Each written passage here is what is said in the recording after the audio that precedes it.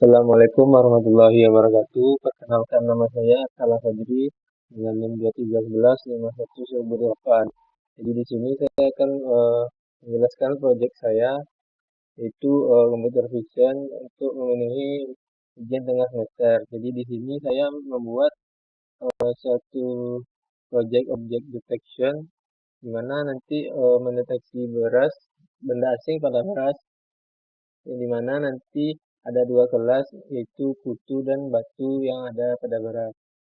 Jadi di sini kita bisa lihat setup awalnya saya mengimpor beberapa library seperti OpenCV untuk pemrosesan citra, Ultralistic untuk YOLO, MATLAB Matplotlib untuk visualisasi dan argumentasi, RoboFlow sebagai dataset nantinya. Jadi pada awalnya saya mengimpor library utama yaitu OpenCV untuk membaca dan memproses gambar, terus NumPy untuk operasi numerik, Matplotlib untuk visualisasinya nanti, dan YOLO dari Ultralytics sebagai model utamanya. Jadi sebelumnya saya sudah menamai beberapa gambar dan menandainya. Contohnya datasetnya itu ada kutu. Di sini terlihat saya sudah melabelinya secara general, batu, lalu dan juga ada negatif sampel seperti barat putih saja. Lalu dataset ini diunduh dengan format YOLO versi 8. Lalu setelah diunduh kita bisa memanggilnya dengan mengcopy format yang dari RoboFlow itu langsung yang berisi API key dari RoboFlow-nya. Nah, nanti dari Google Colab-nya bakal memanggil dataset dari RoboFlow tersebut. Lalu kita masuk ke proses training modelnya. Jadi pada tahap ini saya melatihnya menggunakan YOLO versi 8 dengan konfigurasi YOLO versi 8 karena versi ini tuh dia ringan dan lebih cepat dengan 25 epoch dan 800 size gambarnya. Jadi training ini bertujuan agar model YOLO ini dapat mengenali pola visual dari benda asing pada barat seperti kutu dan batu tadi. Nah, ini merupakan prosesnya, bisa dilihat. Lalu setelah trainingnya selesai, kita bisa memanggil seperti menampilkan hasil trainingnya. Contohnya itu ada confusion matrix. Nah, di sini terlihat seperti kolom ada prediksi dan yang true-nya. Ini untuk melihat akurasi klasifikasinya dan kesalahan prediksi antar gelas. Ini jumlah datanya misalnya terdeteksi kutu ada 1095 dan 981. Lalu kita juga bisa melihat grafik timingnya.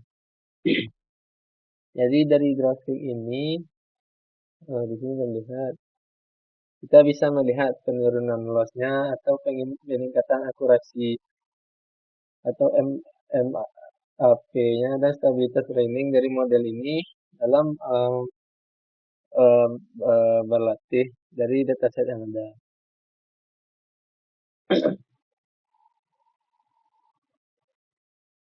Lalu kita bisa melakukan pengujiannya secara manual belum diaplikasikan secara real time. Contohnya di sini saya mengujinya dengan memberikan beberapa gambar di mana nanti Hasilnya itu berupa nanti model bisa mendeteksi objek, lalu memberikan bounding box terhadap objek yang dideteksi masing-masing kelasnya, lalu menampilkan labelnya. Di sini terlihat hasil pengetesannya secara manual. Lalu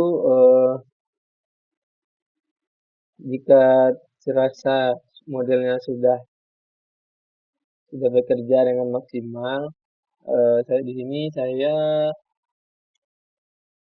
melakukan import model yang sudah maksimal tadi ke Google Drive saya, lalu menyimpannya.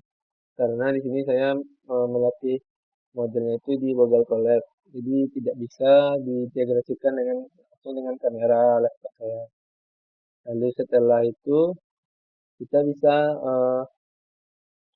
membuka VS Code. Nah, setelah saya menyimpannya dan mendownload dari Google Drive tadi, kita bisa memindahkannya ke VS Code laptop, lalu membuat lingkungan seperti ini. Di sini ada dataset, model, dan test image. Nah, nanti model yang sudah di-download tadi kita bisa masukkan ke model ini, yaitu base-2.pt. Lalu di luar itu di dalam folder UTS saya membuat main.py yang berisi untuk menghubungkan model tersebut dengan kamera. Saya menggunakan Droidcam. Jadi di sini untuk konfigurasinya pada cap sama dengan CV2, video capture-nya diubah 1 karena saya sudah konfigurasi melalui aplikasi Droidcam-nya ini. Nah, setelah terhubung akan tampil seperti ini.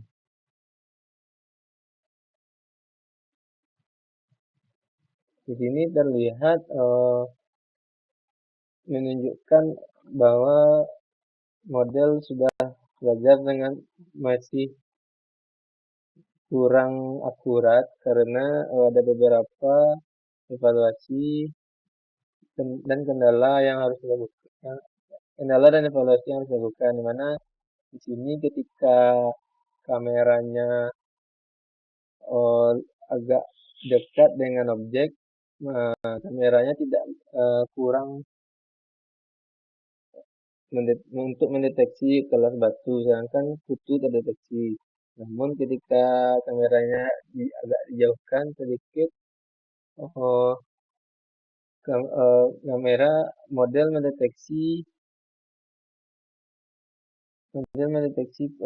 batu dengan baik, sedangkan kutu agak hilang-hilangan. Jadi solusinya itu bisa karena saya datasetnya emang agak susah dicari, jadi datasetnya itu harusnya beragam jaraknya dan antar kelas. Lalu negatif sampelnya harus diperbanyak dan juga ada di overfitting, variasi datanya itu harus bervariasi. Jadi kesimpulannya dari proyek saya ini, sistem saya mampu walaupun masih kurang maksimal bisa mendeteksi benda asing pada beras dan bekerja secara otomatis. Sekian dari proyek saya kali ini. Apabila salah kata saya mohon maaf. Assalamualaikum warahmatullahi wabarakatuh.